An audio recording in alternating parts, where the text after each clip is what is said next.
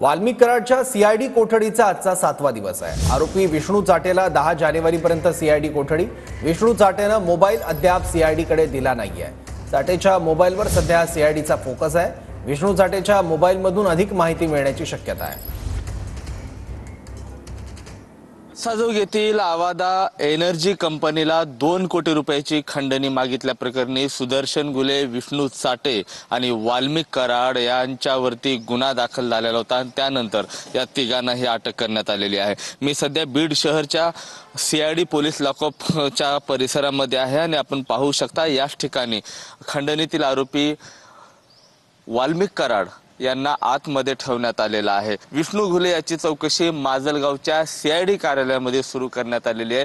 तर विष्णू चाटे जो आहे याच्यावर गेवराईमध्ये जे आहे गेवराईच्या लॉकअपमध्ये तिथं त्यावर चौकशी सुरू आहे आणि वाल्मिक कराड यांच्या आजच्या कोठडीचा जर पाहिलं तर 7वा दिवस आहे आणि त्यांची ही जी चौकशी आहे आता हळूहळू सुरू होताना दिसते। आता थोड्याच वेळात सीआयडीचं पथक या ठिकाणी येईल आणि पुन्हा एकदा वाल्मिक कराड यांची जी चौकशी आहे ती सुरू करेल। कॅमेरा पर्सन विनोद सह मी महेंद्र कुमार मुधोळकर, TV9 मराठी।